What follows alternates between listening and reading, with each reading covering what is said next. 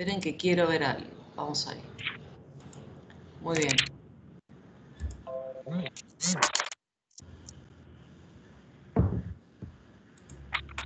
Esperen que tengo que hacer toda una maniobra. Perfecto. Ahí pueden ver la presentación. Sí. Muy bien. Buenísimo. Bueno. Ármense de paciencia, respiren hondo, porque es un tema un poquito largo. Vamos a tratar de darlo todo hoy, en la medida de lo posible. No prometo nada. Entonces, ahora lo que vamos a hacer en cada una de las clases es ver cada uno de los tipos de tejidos. ¿Cuáles son los tipos de tejidos? Epitelial, ¿sí? Conectivo, muscular, muy bien. ¿Y el otro? Nervioso. Nervioso. Exacto. Ahora, de cada uno van a ver que hay subdivisiones o subtipos. Por ejemplo, el que vemos hoy es el tejido epitelial, pero dentro del tejido epitelial hay tejido epitelial de revestimiento y tejido epitelial glandular. Esas son las dos grandes divisiones del tejido epitelial. ¿Sí? Después vamos a ver la piel, que bueno, la piel no es un tejido, es un órgano, ¿sí? Porque obviamente tiene muchos tipos de tejidos, pero bueno, eso al final de la clase. Vamos a comenzar ahora con lo que es tejido epitelial. Yo modifiqué algunas cositas de la clase o de la clase original que tienen, puse algunas imágenes para que sea más sencillo de entender, ¿sí? Muy bien, tejido epitelial. Dice conjunto de células adyacentes que cubren superficies o que forman glándulas. ¿Por qué dice conjunto de células adyacentes? Porque la primer particularidad del tejido epitelial es que todas las células están pegadas una al lado de la otra. ¿Sí? Están muy juntas. No Y había obviamente... sustancia intercelular. O ¿Cómo? sea, que no había sustancia intercelular. Estaban Claro, todas. exacto. Hay escasa sustancia. Nosotros siempre, bueno, hacemos algunas aclaraciones porque aparecen cosas que por ahí...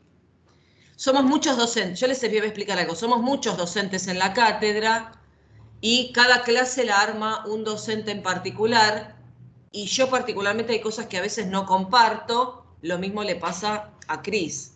Y yo las aclaro y aparte de aclararlas explico el porqué, ¿sí? Decir sin sustancia intercelular no es correcto. Siempre hay algo de sustancia intercelular entre las células. Lo que sí tengo que decir es escasa sustancia intercelular. El hecho de que cada célula esté junta a la otra, a la vecina, ¿sí? Obviamente, bueno, la sustancia intercelular es escasa, pero no sin sustancia intercelular, ¿sí? Entonces, primer característica, células muy juntas, con escasa sustancia intercelular. Es avascular, eso significa que no es un tejido irrigado, no tiene vasos sanguíneos, ¿sí? La nutrición, la oxigenación y la eliminación de desechos se hace por los vasos sanguíneos que están debajo del epitelio, que es el tejido conectivo. Siempre debajo de un epitelio hay tejido conectivo. Esto que les quede como regla general. Siempre hay un epitelio y debajo hay tejido conectivo. Nunca el epitelio va a estar sobre un tejido muscular. ¿Se entiende? Siempre epitelio conectivo. ¿Estamos? Sí. Bien. Otra característica de las células epiteliales es que tienen polaridad. Esto significa que la célula va a estar siempre en una misma posición. ¿Sí? Siempre el epitelio, además de tener el tejido conectivo debajo, siempre está apoyado sobre lo que se llama membrana basal. Después la vamos a describir. Esto que ustedes ven en la imagen es la membrana basal. Siempre los epitelios están apoyados sobre la membrana basal y debajo de la membrana basal va a estar el tejido conectivo. ¿Sí? Esa es otra característica de las células. que al estar apoyadas sobre la membrana basal, siempre tienen una disposición o una orientación determinada. Entonces, en la célula epitelial nosotros podemos decir, esta es la superficie apical, porque es la que da a la superficie libre, ¿sí? Esta es la membrana basal o la superficie basal, y esta es la superficie lateral, ¿sí? O sea, cada célula va a tener una determinada orientación, que eso no pasa con ninguna otra célula del cuerpo, ¿eh? Si yo tomo un glóbulo rojo o cualquier otra célula del cuerpo, no puedo decir esto es apical, esto es lateral, esto es basal, porque la célula no tiene una orientación determinada, va cambiando y bueno, por lo tanto, no puedo garantizar que esto es superior, esto es inferior y esto es lateral. En la célula epitelial sí. Por eso se dice que tiene polaridad. ¿Se entendieron las características hasta ahora? Sí, profe. Sí, profe. Células muy juntas. Ay, no me griten. Células muy juntas, escasa sustancia intercelular, que después le llamamos matriz extracelular. Avascular, no está irrigado. La irrigación o la nutrición, mejor dicho, se la va a dar los vasos del tejido conectivo. Están apoyados, las células epiteliales están apoyadas sobre una membrana basal, ¿sí? Y tienen polaridad. Ahora, todo esto lo dice acá, ¿sí? Generalmente las células epiteliales tienen especializaciones de membrana, que obviamente también las vamos a describir. ¿Qué significan especializaciones de membrana? Que la membrana plasmática de la célula tiene algunas, digamos, estructuras que le van a dar distintas funciones. Eso ahora después lo vamos a describir. Y otro... Sí. No me quedó claro lo de la polaridad, si me lo puedes repetir. Bueno, que la célula tenga polaridad, significa que vos en la célula podés identificar una superficie apical, una superficie basal y superficies laterales. ¿Sí? O sea, la célula siempre está en la misma posición, no cambia, ¿se entiende? Sí. En otras partes del cuerpo eso no pasa. Acá siempre lo que es apical, lo que es basal, ¿sí? Siempre está en la misma posición la célula. ¿Se entendió ahora? Sí, misma posición y entonces siempre se va a respetar eso de que está en una parte apical y otra parte... Tal cual. Siempre lo apical va a ser apical, lo basal va a ser basal y lo lateral va a ser lateral. ¿Sí? El concepto sería ese, que toda la estructura y las células del tejido epitelial siempre están de la misma forma. Claro, en la misma posición, no en la misma forma. ¿Sí? Ah. No. Están siempre en la misma posición. Bien. Bueno, otra particularidad que tienen los epitelios es que tienen capacidad de regeneración. Es decir, cuando las células se mueren, las células pueden reproducirse por mitosis, y, bueno, regenerar el tejido o, bueno, reemplazar células muertas, por otras. Tienen siempre, el tejido epitelial tiene células madres, y por lo tanto esas células madres tienen capacidad de reproducción y de regeneración del tejido. ¿Sí? Bueno, avanzo. ¿Cuáles son las funciones que va a cumplir el tejido epitelial? Antes de pasar a la otra diapo. Piensen que va a revestir superficies, ¿sí? Todas las superficies del cuerpo, tanto externas como internas, van a estar... Bueno, van a estar, exacto. Por eso, todas las superficies, tanto externas como internas, van a estar revestidas de epitelio. Si yo les digo, ¿cuál es la primer capa de tejido del estómago? ¿Sí? Al ser un órgano hueco, tiene una cavidad, ¿sí? Esa superficie interna va a estar revestida de epitelio, ¿sí? La boca, o sea, todas las cavidades corporales obviamente van a estar revestidas de epitelio. Entonces, cubre superficies internas de órganos huecos y superficie externa corporal. ¿Se entiende? Sí. Entonces, como dijo Alejandro, sos Alejandro, ¿no? Porque no veo quién me habla. Cumple función de protección. Además de funciones de protección, muchos epitelios, bueno, obviamente van a tener sensibilidad. Fíjense que hay terminales nerviosas, ¿sí? Porque como esto está en contacto con la superficie, obviamente tiene que tener capacidad para captar estímulos. Por lo tanto, los epitelios tienen sensibilidad. Tienen terminales nerviosas para captar estímulos. Otras funciones de los epitelios es que pueden secretar. Secretar significa que van a expulsar o liberar sustancias, pero a esa secreción más que nada se va a dedicar el epitelio glandular, a la secreción, a la liberación de sustancias.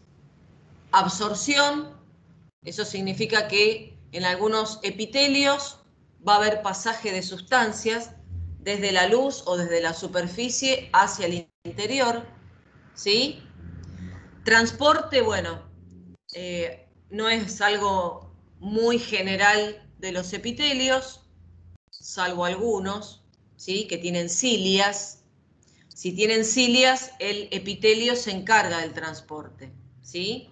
Y bueno, y la función receptora o función sensitiva ya la habíamos nombrado. Entonces, protección mecánica, porque forma una barrera de protección frente a la luz o al medio externo, secreción, absorción en algunos epitelios, transporte en algunos epitelios y bueno, la función sensitiva todos la van a tener. ¿Sí? Bien. Con respecto al origen embriológico, la particularidad que tiene el tejido epitelial es que se puede originar de cualquiera de las tres hojas embrionarias, es decir, del endodermo, del mesodermo o del ectodermo. ¿Sí? Yo les agregué esta imagen para que aquel que nunca escuchó hablar de esto, más o menos pueda tener una noción. No vamos a ver embriología porque no nos da el tiempo para ver todo, pero entiendan que hay un momento del embrión. Esto es un corte, para que entiendan esta imagen, es un corte, ¿sí?, frontal del embrión. El embrión obviamente es alargado, pero si yo lo corto en forma frontal o transversal, en este caso, puedo ver que está formado por tres capas de tejidos o tres capas que se llaman ectodermo, ¿sí?, mesodermo, lo que ven de color rojo, y el endodermo. Ahora, a partir de estas tres hojas embrionarias se van a originar todos los órganos y sistemas del cuerpo, incluso los tejidos. Entonces, por ejemplo, yo acá les puse, para que tengan, esto después lo leen, ¿sí? Pero, por ejemplo, el tejido epitelial, la particularidad que tiene es que hay tejidos epiteliales que se originan a partir del ectodermo, como por ejemplo la epidermis, ¿sí? Hay tejidos epiteliales que se originan a partir del mesodermo y hay tejidos epiteliales que se pueden originar a partir del endodermo. Esto después le hacen una lectura, no quiero perder demasiado tiempo en esto porque no es tan trascendente, pero bueno. Pero bueno, después se encargan de leerlo. Cualquier duda después preguntan la clase próxima, ¿sí? No quiero detenerme mucho con esto porque tenemos bastante, ¿sí? Bueno, apaguen los micrófonos cuando quieren hablar, los activan, porque si no me hace mucho eco. Y calculo que a los demás también. Bien, epitelio, dijimos, de revestimiento o epitelio glandular.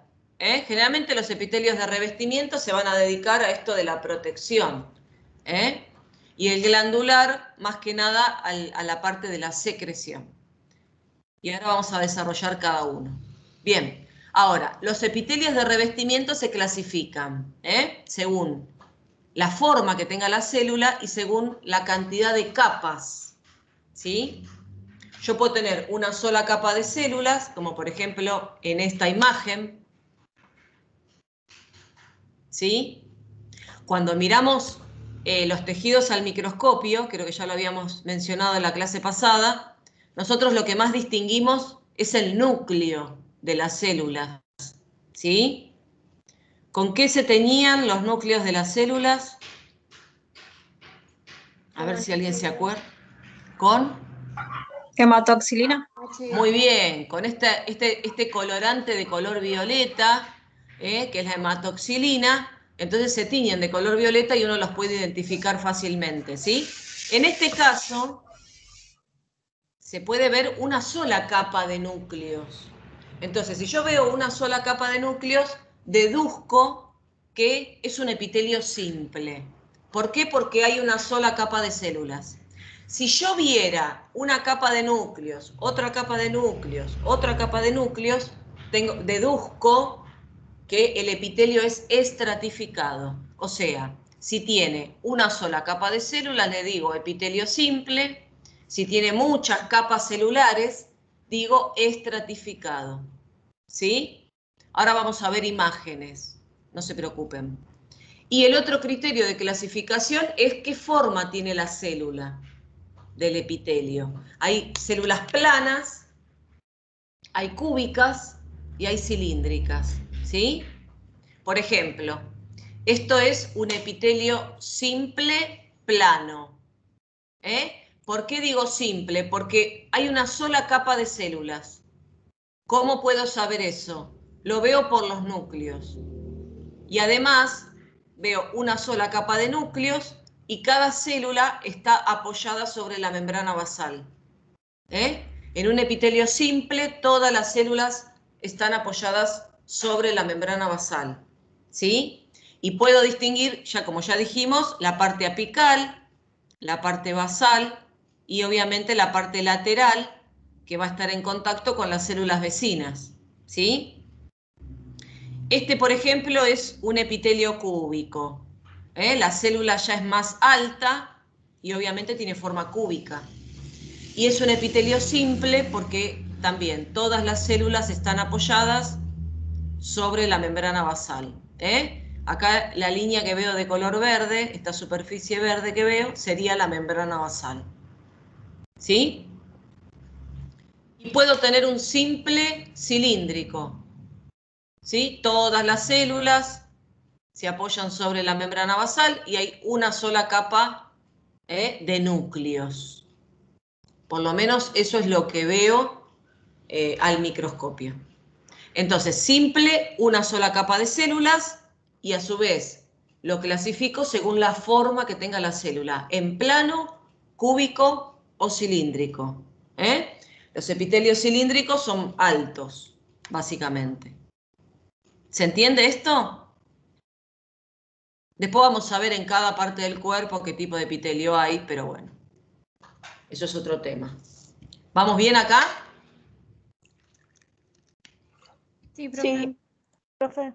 Hay un epitelio, cualquier cosa me dicen, Hay un epitelio que cuando uno lo mira al microscopio parecería que fuera estratificado. ¿Por qué? Porque cuando uno lo mira se ven como muchas capas de núcleos, ¿sí? Se ven varias capas de núcleos, pero en realidad cuando se analiza, ¿sí?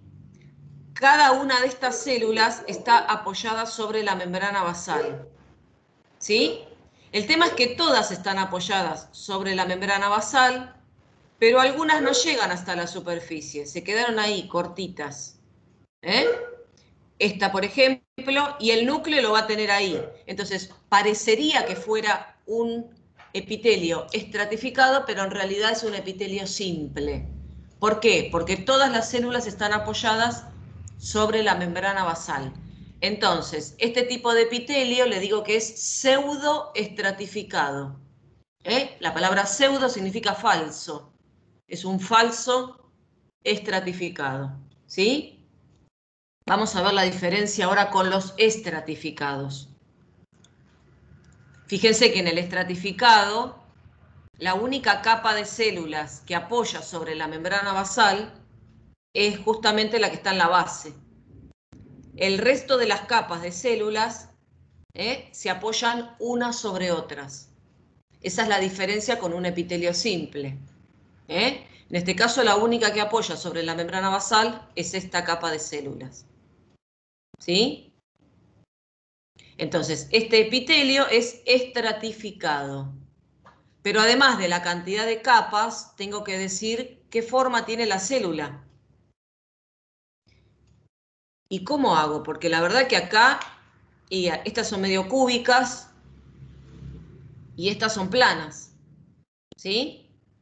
Siempre que tenemos que clasificar un epitelio estratificado, nos fijamos en las células de la superficie, o sea, en estas.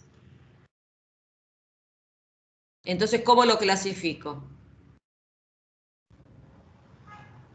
Plano.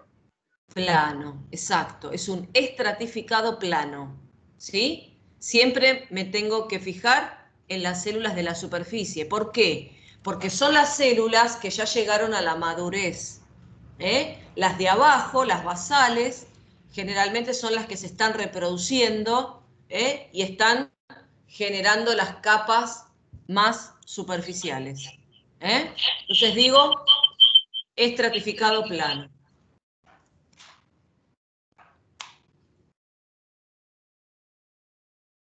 Exacto. Muy bien. Este es un estratificado cúbico, por ejemplo. Este es un estratificado complicado. No, este es un estratificado que se llama de transición, porque en realidad, fíjense que la forma, no puedo definir qué forma tienen las células. Algunas son cúbicas, otras son planas, otras son más cilíndricas. Entonces, este tipo de epitelio estratificado se llama epitelio de transición. Este es un epitelio estratificado que en realidad va a variar la cantidad de capas de células y la forma de las células según el contenido del órgano. Los epitelios de transición, por ejemplo, están en el sistema urinario. La vejiga, por ejemplo, tiene epitelio de transición. Ahora vamos a ver, cada epitelio está en determinadas partes del cuerpo. Eso también lo tienen que saber. Pero bueno, el epitelio de transición es un epitelio que se modifica la cantidad de capas y la forma de la célula según el contenido del órgano. Si la vejiga está llena de orina, la cantidad de capas del epitelio es menor. Por ahí en vez de 4 capas, tiene 3. Y además las células se aplanan. Cuando la vejiga está más vacía, obviamente el epitelio cambia la cantidad de capas y la forma de la célula. Eso no lo hace ningún epitelio. Por más que haya contenido en el órgano, ningún epitelio se modifica, solo el epitelio de transición. En algunos textos dice polimorfo, pero bueno, es un término quizás un poco antiguo. ¿Sí? ¿Quedó esto?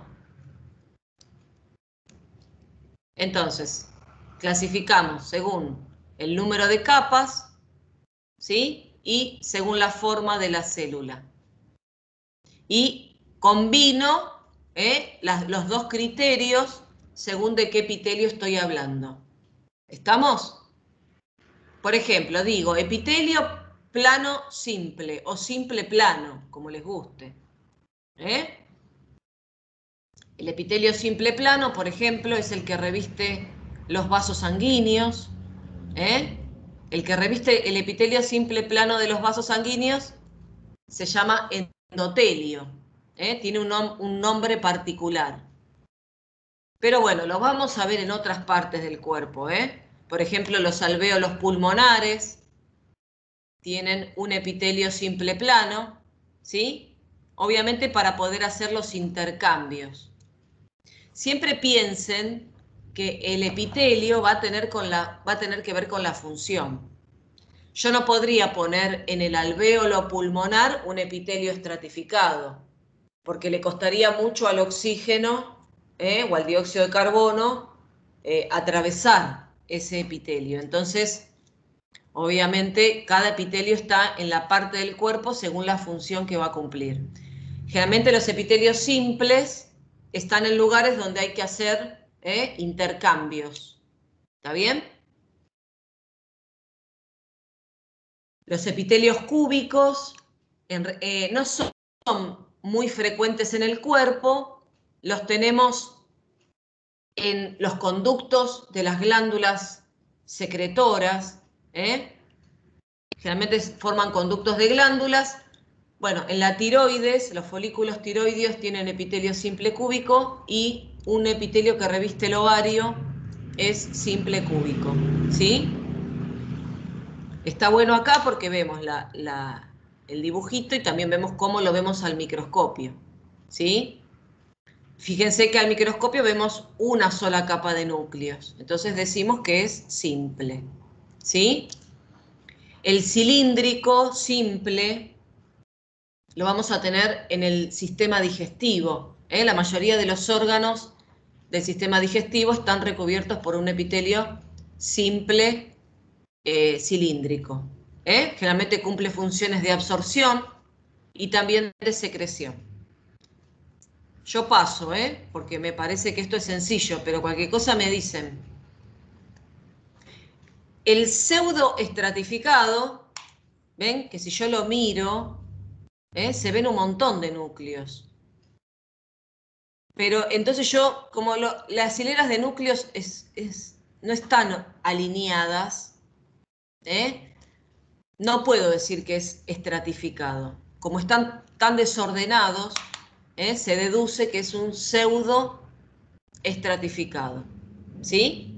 Después le vamos a agregar algunos detalles. Por ejemplo, este pseudo estratificado en la membrana apical o en la superficie apical, ven que hay como unos pelitos, es porque es ciliado. Entonces le agrego pseudo estratificado, ciliado. Igual decir pseudoestratificado cilíndrico es un poco redundante, porque la verdad es que siempre el pseudoestratificado es cilíndrico. ¿Sí? Pero bueno, el pseudoestratificado, ciliado, por ejemplo, es un epitelio que reviste las vías respiratorias. ¿Sí? Bueno, funciones más que de absorción, yo diría de secreción. No hay mucha absorción en el sistema respiratorio. Pero bueno, sí secreción. Y aparte, sí. ¿Siempre es ciliado o no puede no ser ciliado también? Puede no ser ciliado. Ahí en el varón hay un pseudo estratificado con estereocilias que está en el epidídimo. ¿Me escuchan? Ah, bueno, por ahí es internet, ¿sí? Pero, a ver, el pseudoestratificado es el del epitelio respiratorio, básicamente, y es ciliado. No hay otro pseudoestratificado en el cuerpo, salvo, como te dije recién, en el epidídimo, del varón. O sea, ok, listo. ¿sí? Después van a ver que hay reglas generales. La verdad que siempre el pseudoestratificado es ciliado, porque está en el aparato respiratorio, ¿sí? Este epitelio, al ser ciliado, tiene una función de transporte. Ahora vamos a ver lo que hacen las cilias, pero nuestro sistema respiratorio obviamente tiene que barrer, tiene que transportar y trasladar, obviamente moco, con partículas extrañas. Entonces yo acá le pondría, bueno, por ahí, absorción, la verdad es que no le pondría como función específica de un pseudoestratificado, pero bueno, no se compliquen la vida igual con esto, porque ya después va a quedar todo mucho más claro. Bien, vías respiratorias, entonces, es el lugar donde vamos a tener el pseudo estratificado, ¿sí? Y es ciliado. Ahora vemos un plano estratificado, ¿eh? Fíjense que el plano estratificado, si yo miro al microscopio, veo un montón de núcleos, ¿eh? Un montón de hileras de núcleos. Y cuando llego a la superficie, los núcleos, fíjense cómo se ven, ¿eh? Se ven aplastados. Siempre la forma del núcleo acompaña a la forma de la célula. Por ejemplo, acá en la base yo veo núcleos más alargados. Eso significa que la célula es cúbico-cilíndrica, ¿eh? Si las veo más redonditas, digo que la célula es cúbica. No veo la célula, ¿eh? Casi no la veo, veo los núcleos. Y ya si llego a la superficie, los núcleos son aplanados, ¿eh? Eso me da un indicio de que la célula también es aplanada. Por ejemplo, ¿dónde hay epitelio estratificado plano? Bueno, como dice acá, en la epidermis. La superficie de la piel va a tener epitelio estratificado plano, la lengua, el esófago, la vagina. Son órganos que hay que proteger mucho, porque, bueno, obviamente sufren mucha abrasión, o sea, sufren, digamos, el roce de otros elementos, entonces hay que protegerlo. Para eso necesito muchas capas de células.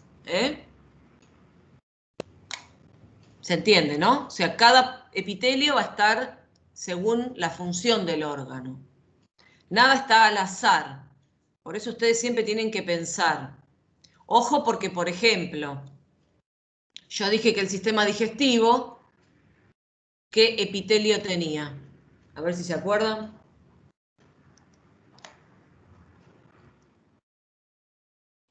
Cilíndrico simple. Cilíndrico simple. Sin embargo, en la boca, ¿sí? En parte de la faringe y el esófago, tenemos epitelio estratificado plano, ¿sí? Eso es porque obviamente cuando deglutimos los alimentos, si fuera un epitelio simple, se lesionaría. ¿Por qué? Porque tiene mucha abrasión con el alimento que estoy ingiriendo. Entonces en esos órganos del sistema digestivo hay estratificado plano, a pesar de que en el resto hay simple cilíndrico. ¿Sí?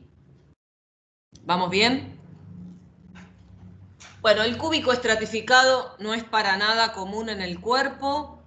Algunos conductos de glándulas, ya conductos de mayor calibre, o sea, los conductos cada vez, a medida, después vamos a ver que los conductos de las glándulas cada vez van siendo de mayor calibre. Bueno, este es un epitelio que básicamente está en los, ¿cómo es? En los conductos secretores de mayor calibre de ciertas glándulas, ¿sí? No es común en el cuerpo. Y el que es menos común todavía es este, que es el cilíndrico estratificado, ¿sí?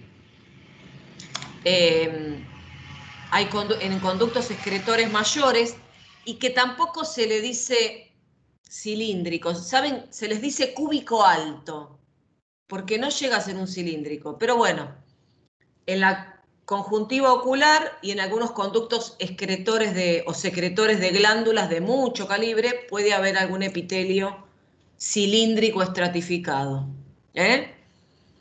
que no es un término que se usa generalmente porque, ya les digo, a veces se dice cúbico alto, pero bueno, no es para nada común este tipo de epitelio en el cuerpo. El resto, sí.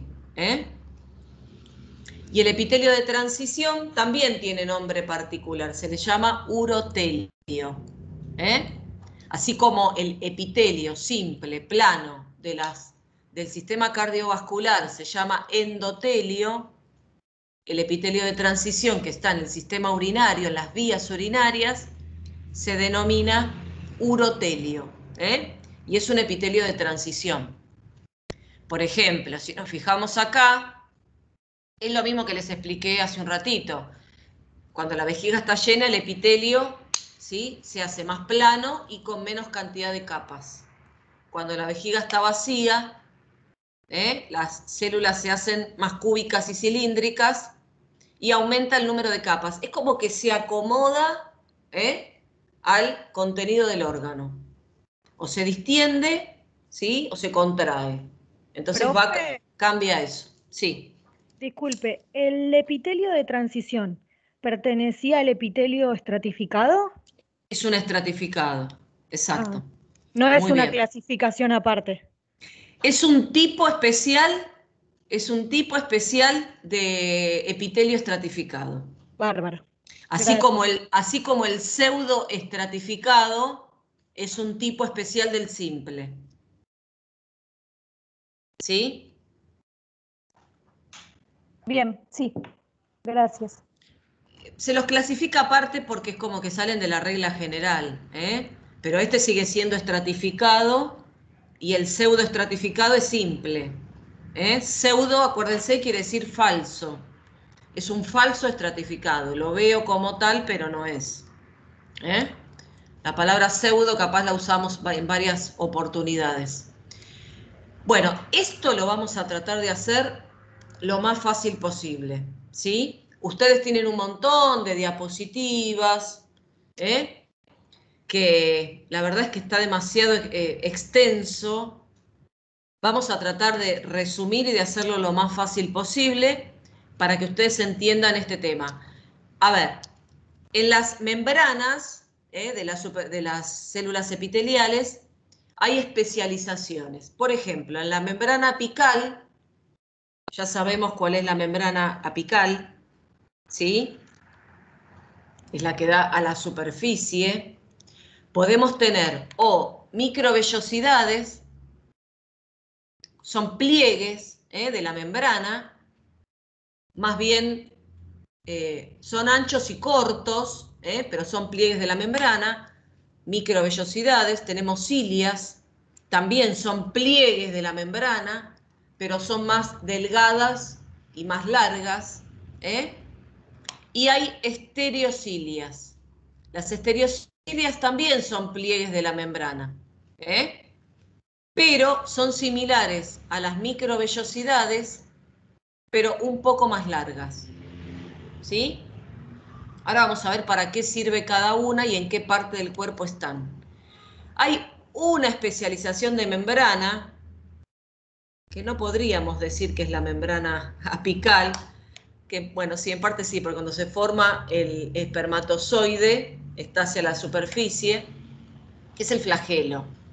El flagelo es muy similar a una cilia en su estructura, además tiene movimiento propio, pero únicamente es una especialización que solamente tenemos en el espermatozoide.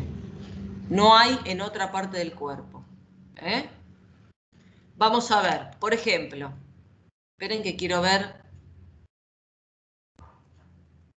Esperen. Bueno, esperen que quiero ver porque después detalla cada una, ¿no? Sí. Bueno. Vamos primero a describir las especializaciones de membrana apical. Dijimos, microvellosidades, cilias, estereocilias y flagelos. Esas siempre van a estar en la membrana que da a la superficie, ¿sí? Las microvellosidades, ya les dije, son pliegues de la membrana, pero para que el pliegue se pueda mantener en esta forma, obviamente hay un esqueleto interno que son filamentos de proteicos, que son, bueno, en líneas generales son filamentos de actina.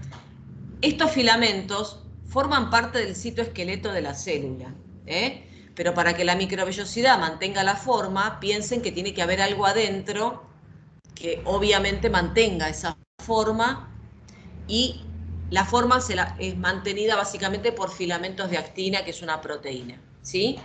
La finalidad de las microvellosidades es que aumente la superficie. Fíjense acá, no es lo mismo tener una superficie lineal que tener una superficie plegada. porque la superficie de membrana va a ser mayor. Entonces, siempre las microvellosidades aumentan la superficie de absorción. ¿Sí? ¿Se entiende esto? ¿En qué parte del cuerpo pondrían microvellosidades?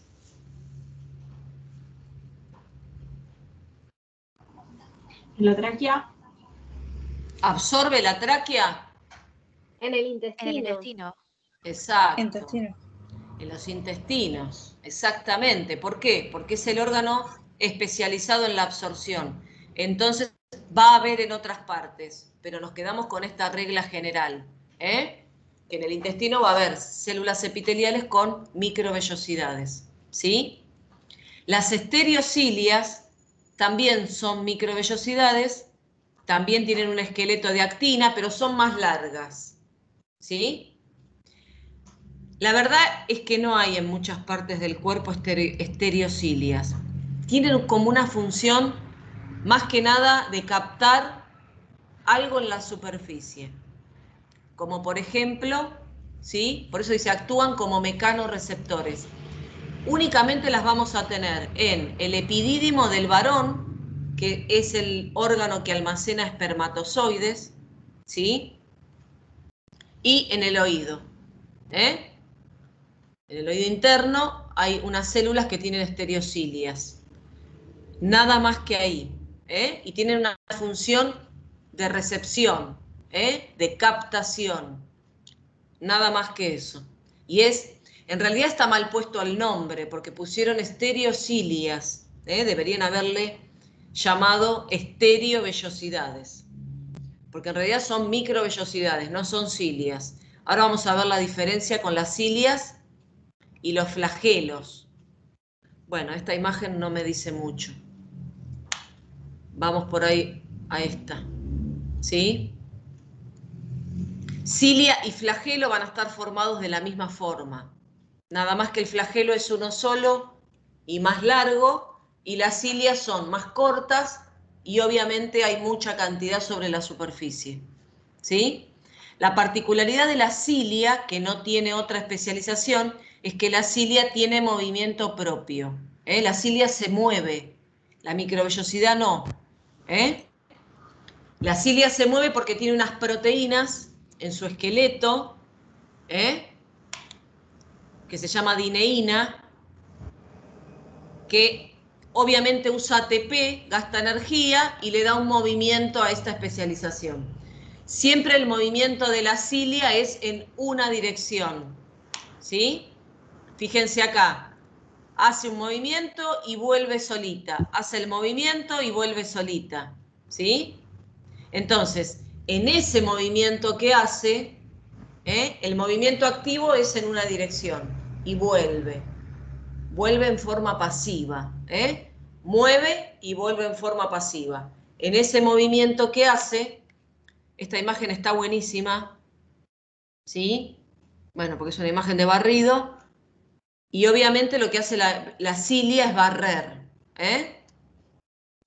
Lo que hace, por ejemplo, en el sistema respiratorio es un movimiento de barrido del moco que engloba partículas extrañas del aire, ¿no? Entonces, ese movimiento de barrido me permite transportar o trasladar partículas extrañas y moco. Siempre el barrido se da en una dirección. Si yo tengo que barrer del sistema respiratorio partículas de moco y de polvo, nunca, y microorganismos, nunca va a barrer hacia adentro. Cuando barremos, ¿para dónde barremos?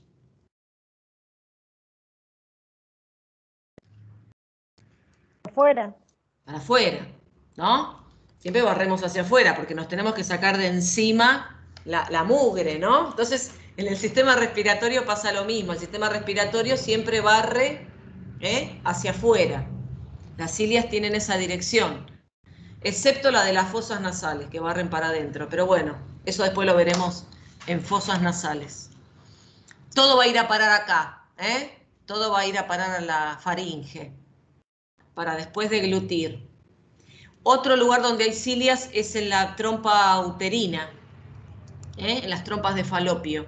porque la función de estas cilias es barrer siempre en una dirección para transportar el óvulo. La dirección es desde el ovario hacia la dirección del útero.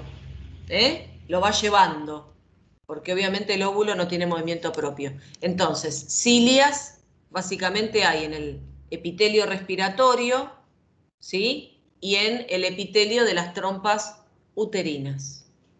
¿Se entiende esto? ¿Hasta acá? Sí, profe. Sí, profe. Bien. Sí, profe. Bueno, ahora vamos al otro que ya es un poquito más complejo, pero vamos a tratar de explicarlo para que lo entiendan.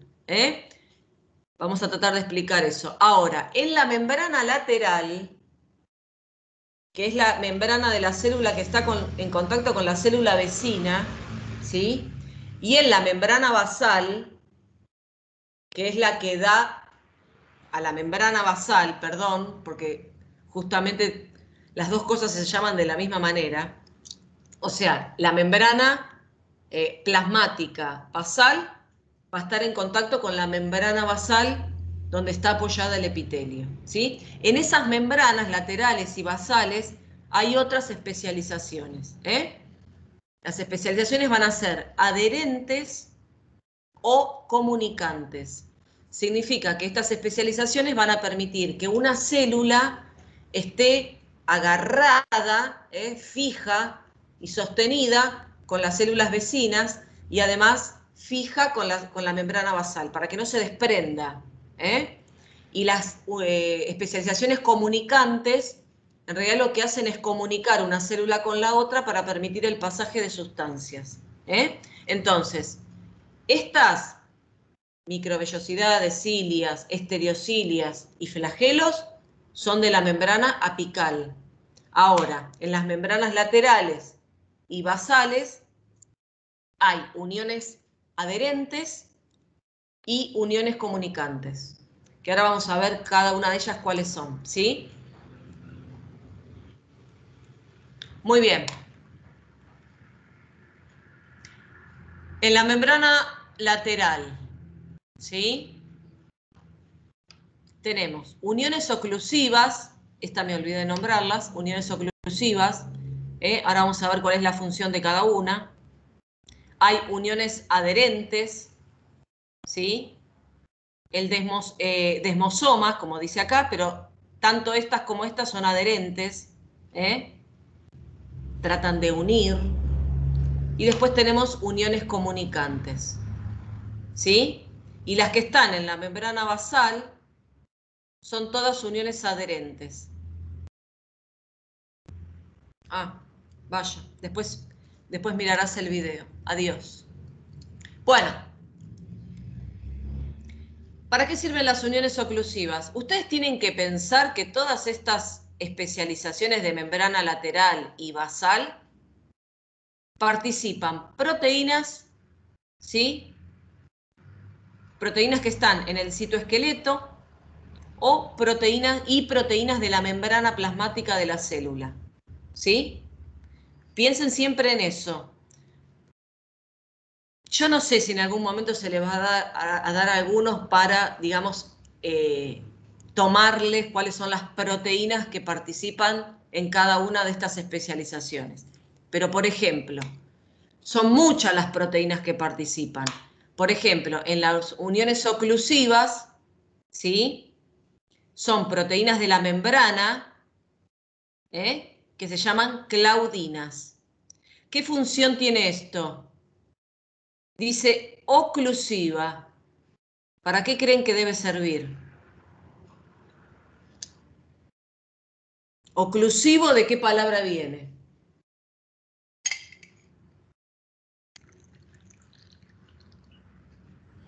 Como de cerrar. Muy bien, de cerrar, exactamente. Son uniones que sellan, son proteínas de la membrana, son las claudinas de esta célula y las claudinas de esta célula que están interdigitadas, ¿sí? Y entonces cierran el espacio intercelular. Esto significa que cualquier sustancia que esté en la superficie, ¿sí? No puede pasar por acá, porque esto no lo permite. Sella la unión entre las células vecinas. Entonces, me cierra o me ocluye el espacio intercelular. La sustancia que está acá en la luz del órgano no va a poder pasar por el espacio intercelular. Eso se llama vía intercelular, ¿sí? O vía paracelular. La sustancia no va a poder pasar por ahí. Los epitelios que tienen uniones oclusivas no dejan pasar sustancias por el espacio intercelular, como ocurre con el intestino.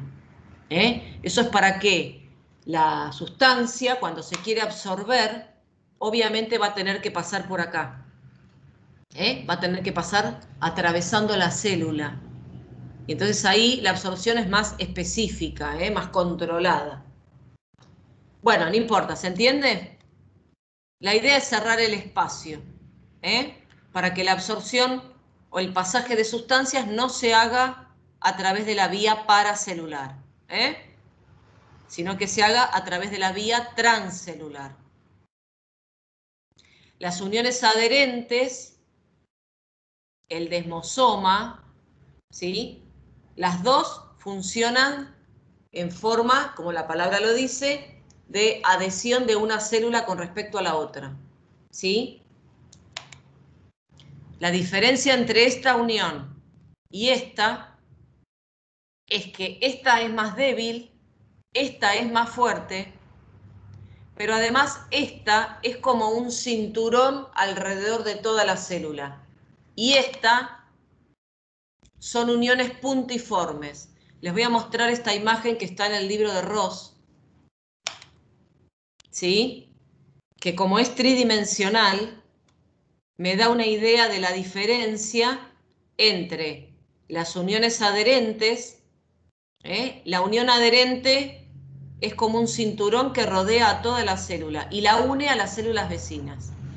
En cambio, el desmosoma es como si fueran puntos, como, así, como soldaduras puntiformes que unen una célula con la célula vecina. ¿Sí? ¿Se entiende la diferencia? Entonces, y la unión oclusiva también es un cinturón. Por eso esta imagen está buena porque nos muestra, todo esto es unión oclusiva. La unión oclusiva generalmente está muy cerca de la membrana apical. Esto es unión adherente. También se llama zónula adherente. Zónula porque es como un cinturón. ¿Sí? Y el desmosoma, que son estos puntos, ¿sí? Estos puntos que ven acá, también se llama mácula adherente. Zónula o mácula son sinónimos de unión adherente o desmosoma. ¿Se entiende? Bueno, ya que estoy en esta imagen, les muestro las uniones comunicantes. Las uniones comunicantes son estas que ven de color celeste o azul, o verde, no sé qué color es. Es un color poco definido. Pero bueno, también son puntos, puntos de comunicación entre una célula y otra, y la célula vecina. ¿Se entiende, no, la imagen que estamos viendo? Sí, profe. Sí, profe. En la membrana basal o en la región basal, fíjense que también hay uniones, más que nada son también puntiformes, que unen la célula a la membrana basal. Estas se llaman hemidesmosomas, ¿sí? Y hay otras, digamos, más lábiles, más débiles, que se llaman contactos focales, o adhesiones focales. La finalidad de estas dos es que la célula no se desprenda, o que el epitelio no se desprenda de la membrana basal. Entonces, uniones oclusivas, ocluyen el espacio, cierran el espacio. las uniones adherentes tenemos justamente uniones adherentes o zonula adherente y desmosomas. Mácula adherente y desmosoma es sinónimo. Y después las uniones comunicantes. Ahora vamos a ver imágenes de cada una para que entiendan de qué se trata. Pero bueno, tengan en la cabecita esto, que las uniones comunicantes comunican, conectan el citoplasma de una célula con el citoplasma de la otra. También se les llama uniones de hendidura, uniones gap o uniones nexo. Esto ya lo vieron en el curso de ingreso. No sé si se acuerdan del curso de ingreso. Algunos lo cursaron hace mucho, otros lo cursaron hace poco. ¿Sí? Bueno, después miren dibujitos, porque las uniones oclusivas, como ya les dije, son estas proteínas de membrana, las ocludinas y claudinas que se unen y eso cierra el espacio intercelular o la vía paracelular.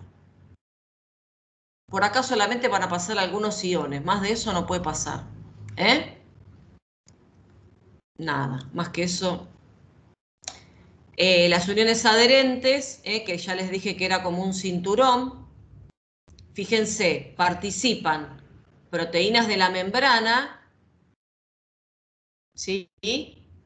Y una proteína que está entre medio de una célula y otra que se llama caderina. ¿Ven?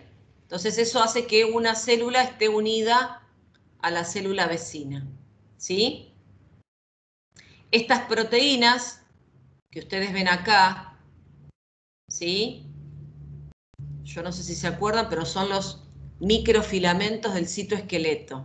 La actina es una proteína del citoesqueleto, es un microfilamento del citoesqueleto. Entonces, ustedes piensen, la membrana de una célula, la membrana de otra, hay una proteína entre medio y a su vez unidas a proteínas del citoesqueleto, eso hace que las células se mantengan unidas. ¿Sí? El desmosoma es una unión mucho más fuerte. En la piel, en las células epiteliales de la epidermis, hay cualquier cantidad de desmosomas. Eso hace que una célula no se separe de la otra. También son uniones que adhieren. Participan ya, otras proteínas, ¿sí? La desmogleína, la desmocolina, que se forman como estas placas en la superficie interna de la membrana, ¿sí?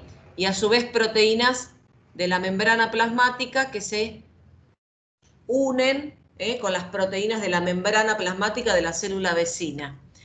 Pero la diferencia es que esta unión es muy fuerte, porque en realidad la proteína de esta placa está unida a los filamentos intermedios del citoesqueleto.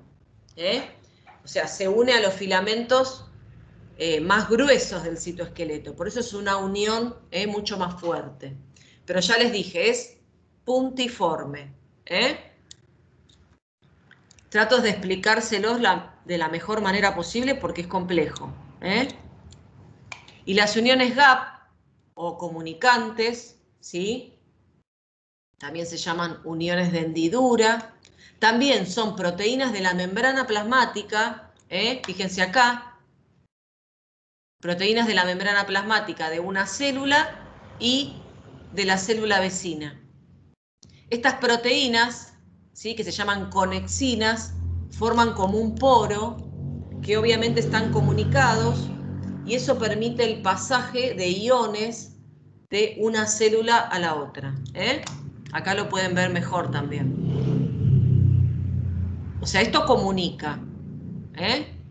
Las otras adhieren, hay otras que ocluyen, etc. ¿Sí? ¿Se entiende? Sí. Pero sepan que son proteínas de la membrana plasmática. En el caso de las adherentes, están unidas al citoesqueleto. Uy, ¿cómo que se te apaga el celu? Ponelo a cargar. Todos los miércoles, todos los martes a la noche lo tenés que poner a cargar. Bueno, los hemidesmosomas y con los contactos focales también son proteínas de membrana, ¿sí? Pero en este caso son uniones a la membrana basal, porque abajo no tengo otra célula. Entonces, en la región basal son proteínas que se van a unir justamente a la membrana basal. Y es el mismo concepto que el hemidesmosoma, ¿sí? Y bueno, y la unión adherente, que el hemidesmosoma siempre es más fuerte que el contacto focal. Pero bueno, justamente porque el contacto focal se une a los filamentos, a los microfilamentos del citoesqueleto, ¿sí? Pero bueno, son proteínas de membrana, fíjense, son proteínas de membrana que unen la célula a la membrana basal. También, bueno, participan proteínas de la membrana que se llaman integrinas, que se unen a proteínas de la membrana basal, como por ejemplo la fibronectina. O sea, son proteínas que se unen, ¿sí? Y eso obviamente impide que la célula se separe. El hemidesmosoma, que es la imagen que ven acá, es exactamente igual que el desmosoma, pero la mitad, porque no tiene otra célula al lado, tiene justamente lo que es la membrana basal. Bueno, espero que se haya entendido al menos un poco. Ya están cansadísimos, calculo. Pero como bueno. nosotras. No, nosotras nos repartimos, entonces no hay tanto problema, pero ellos tienen que bancarse toda la información, la tuya y la mía. Pobrecitos. Ya ni los celulares se bancan, se apagan. Bueno, cualquier cosa, después, si surgen dudas, pueden preguntar. No se estudien todo esto con lujo de detalles, porque obviamente no tiene sentido, ¿sí? Pero bueno, entiendan que son proteínas de membrana unidas, por un lado, a proteínas, en este caso puede ser proteínas del citoesqueleto, ¿sí? Que mantienen unidas las células, y en este caso proteínas de la membrana basal, ¿sí? Bueno, por ejemplo, miren, ahora vamos a ver lo que es la membrana basal. Ojo, porque acá dice lámina basal. Mal hecho. Debería decir membrana basal. ¿Sí? Membrana basal. Ahora voy a explicar por qué. La membrana basal es donde está apoyada el epitelio, ¿sí? Pero la membrana basal tiene varias partes. Miren esta imagen que está buenísima. ¿Sí? Esta es la célula epitelial, ¿no? Bueno, esto es un hemidesmosoma, que ahora no me interesa tanto. Desde acá hasta acá, todo es membrana basal. Pero la membrana basal tiene una lámina basal y una lámina reticular. ¿Sí? Entonces, la membrana basal tiene dos partes, la lámina basal y la lámina reticular. ¿Vamos bien? La lámina basal es una secreción del epitelio. En cambio, la lámina reticular son sustancias químicas, sobre todo proteínas y glucoproteínas, que son secretadas por las células del tejido conectivo. Que siempre dijimos, debajo del epitelio que había, tejido conectivo. ¿Sí? Entonces, membrana basal la divido en lámina basal y lámina reticular. ¿Sí? La lámina basal es una secreción del epitelio. La lámina reticular es una secreción de las células del tejido conectivo. ¿Sí? ¿De qué va a estar formada esta membrana basal?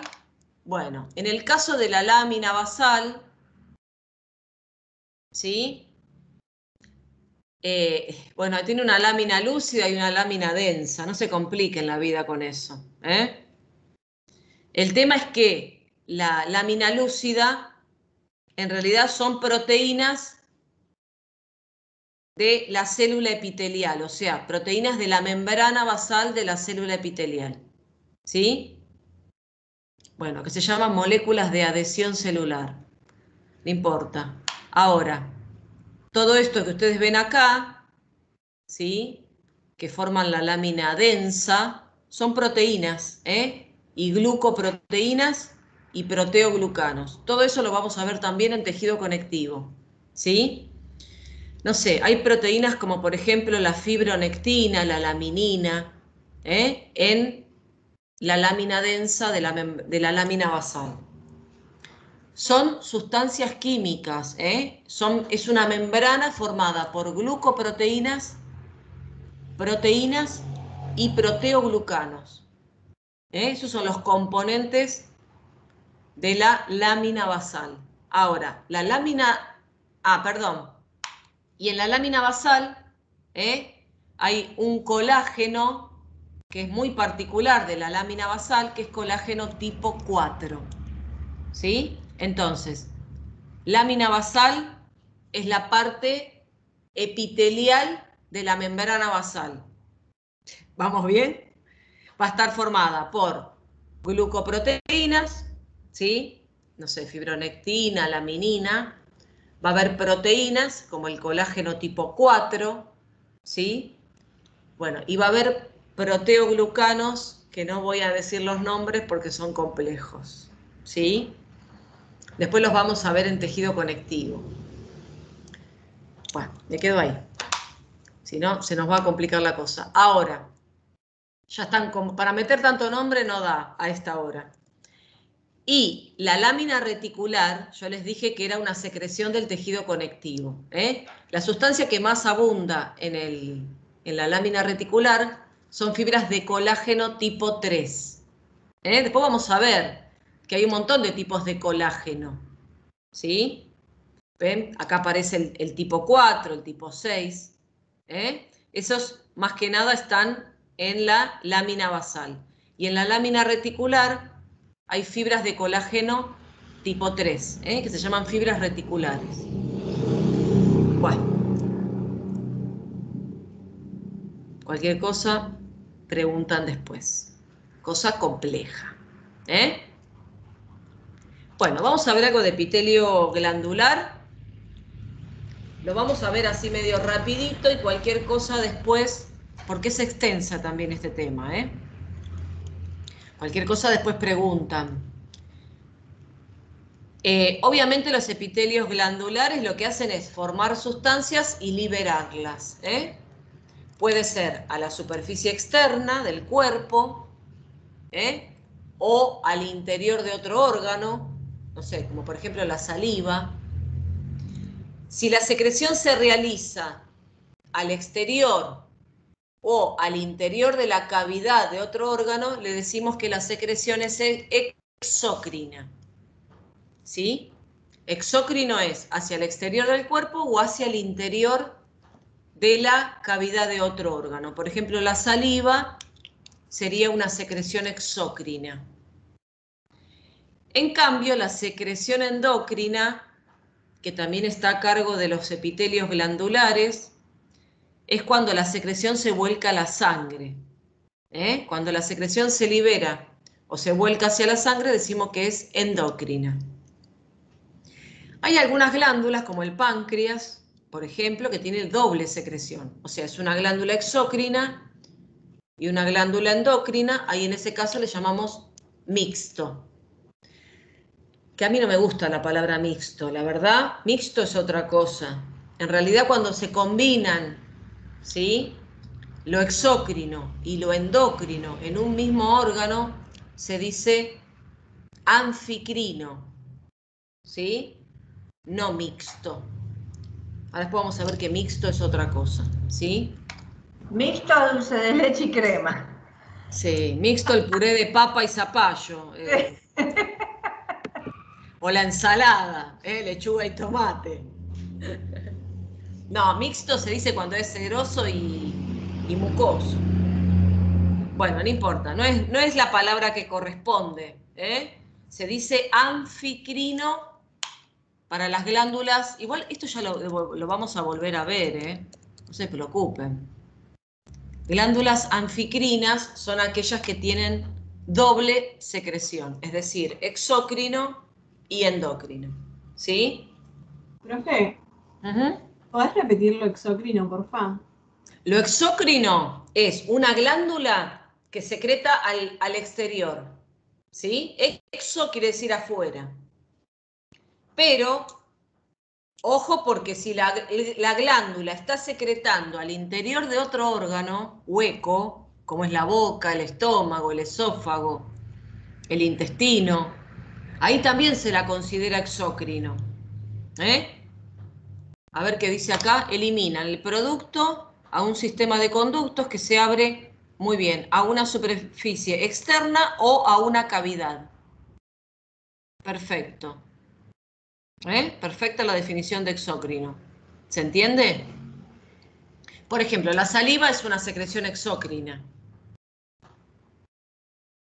El jugo gástrico es una secreción exócrina. ¿Sí? Porque si bien se está liberando al interior de otro órgano, se la considera exócrina porque no deja de ser la superficie externa. ¿Sí? A pesar de que lo tengamos adentro del cuerpo, es una superficie externa o una cavidad. Ahora, si va a la sangre, ahí sí la consideramos endocrina, ¿no? Como por ejemplo, no sé, la insulina, las hormonas tiroideas, esas secreciones se vuelcan a la sangre. Entonces le llamamos endocrina. Endo, adentro. Exo, afuera. ¿Sí? Ahora, miren, esto es importante, ¿eh? Cualquier glándula, sea endocrina, sea exócrina, siempre se va a originar a partir de un epitelio, ¿sí? El epitelio lo que hace, cuando se está originando obviamente el embrión, se empieza a multiplicar, las células proliferan y se van introduciendo al interior del tejido conectivo que está debajo, ¿sí? Porque las células se van reproduciendo. Ahora, si estas células se diferencian en un conducto, miren acá, un conducto y otro tipo de células que se encargan de producir la secreción, este tipo de glándula es exócrina. La glándula exócrina siempre va a tener un conducto para liberar la secreción que producen estas células hacia una superficie. Por eso en las células exócrinas se diferencia el conducto de esta parte que se llama adenómero. En cambio, la glándula endocrina se origina de la misma manera. Las células epiteliales proliferan, se meten para adentro, pero las células pierden la conexión con el exterior, o sea, pierden la conexión con la superficie. No se forma un conducto. Al no formarse el conducto, estas células se rodean de capilares sanguíneos y la secreción se vuelca a la sangre.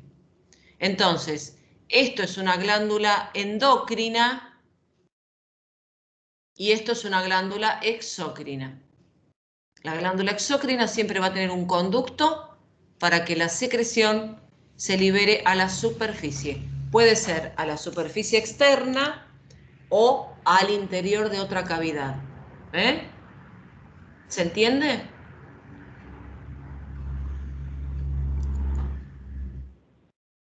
Sí, se entiende. Bien. Hay unas células epiteliales muy particulares que secretan, ¿sí? Que pueden ser, estas que vemos acá son exócrinas, pero es una sola célula que se encarga de producir una secreción, ¿sí? Ahora, esta célula se la considera una glándula unicelular, porque es una sola célula que forma una sustancia que la libera a la superficie. Vamos a ver en muchas oportunidades estas células que se llaman caliciformes, que secretan moco, las tenemos en el epitelio respiratorio, las tenemos en el epitelio digestivo, ¿sí? Y forman moco, y lo secretan a la superficie. Se las considera glándulas unicelulares, exócrinas, ¿sí? Ahora, hay células que forman secreción que no vuelcan a la superficie, la vuelcan a la sangre. Bueno, en ese caso es una glándula unicelular endocrina. Como vamos a ver, muchas células enteroendocrinas que tenemos en el intestino, ¿sí? O sea, puede haber una célula o una glándula unicelular, exócrina o endocrina. Este ejemplo que está acá es exócrina, y produce moco. Ahora, esta clasificación es tremenda porque yo no sé de dónde la sacaron. No se compliquen la vida con esto. Sí sepamos que según el número de células, la glándula puede ser, ya dije, unicelular o multicelular. Esto, olvídense, ¿sí? No tiene razón de ser esto. Pero sepan que si la glándula es multicelular, va a tener un conducto, y un adenómero. Si el adenómero tiene conducto, obviamente es externa, es exócrina, ¿sí? Ahora, si se forma un adenómero que no tiene conexión con la superficie, tiene que ser endocrina, porque la secreción la tiene que mandar a la sangre, ¿sí? Bien, ¿vamos bien? Un cachito más y ya después los dejo descansar porque, no sé, falta igual, Pero bueno, vamos a hacer una cosa, van a escuchar la explicación, obviamente de la locución de la presentación, y después cualquier duda consultan, porque si no ya después van a quedar. Bueno, el adenómero. Acuérdense que el adenómero, se graba en esta palabrita, es esta parte de la glándula, que se va a encargar de producir la sustancia o las sustancias que hay que secretar. El conducto, obviamente, conduce la secreción hacia la superficie. Algunos conductos tienen participación activa en la secreción, porque algunos conductos modifican un poco la secreción, pero eso es otro tema. El adenómero es lo que nos importa ahora. Fíjense que siempre hay una membrana basal, ¿sí? Por eso es un epitelio, porque las células están apoyadas sobre una membrana basal, ¿sí? Vamos al adenómero. El adenómero puede tener distintas formas, Puede ser forma de túbulo, entonces digo, es una glándula exócrina tubular, Puede ser un adenómero redondeado, y ahí digo, es muy redondito, y ahí digo, es un adenómero acinar, o es un acino directamente. Hay otros adenómeros que tienen forma de bolsa, son también redondeados, pero la luz es un poco, tiene más cavidad, entonces ahí se llaman alveolares, adenómeros alveolares o alvéolo directamente. La glándula mamaria, por ejemplo, tiene adenómeros, bueno, túbulo-alveolares, porque tiene algunos tubulares y algunos alveolares. O sea, se puede combinar, pero ¿qué es importante de esto? ¿Qué es importante de esto? Que obviamente después cuando veamos cada glándula del cuerpo, la vamos a clasificar. Entonces, ustedes lo que tienen que tener en cuenta es básicamente esta terminología, saber cuándo es tubular, cuándo es acinar, cuándo es alveolar, ¿sí?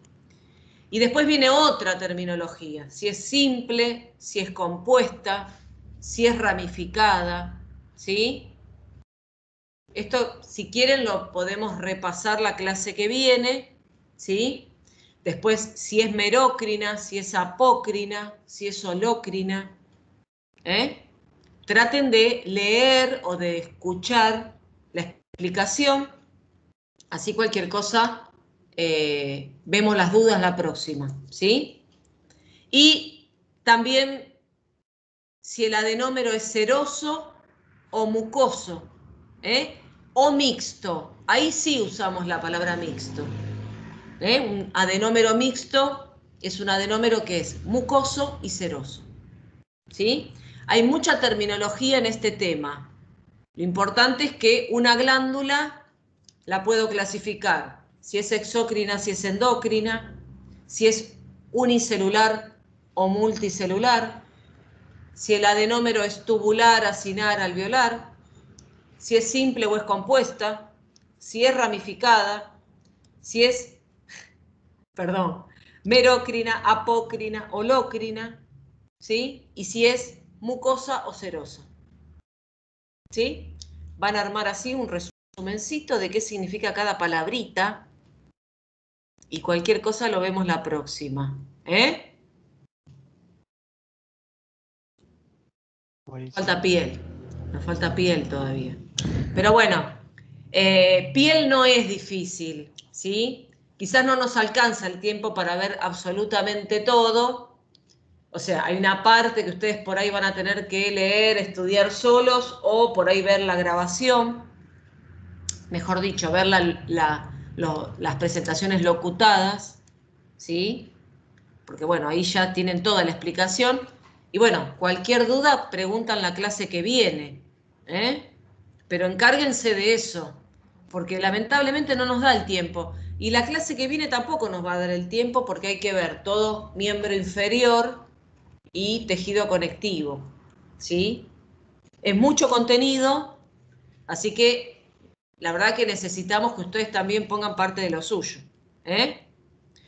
Todas las dudas las vamos a resolver, pero ustedes también tienen que poner de lo suyo para ir viendo las presentaciones, armar resúmenes. O sea, ya para la clase que viene, ya tienen que haber visto todo miembro superior y epitelial. Claro. Bueno, me parece bárbaro. ¿Sí?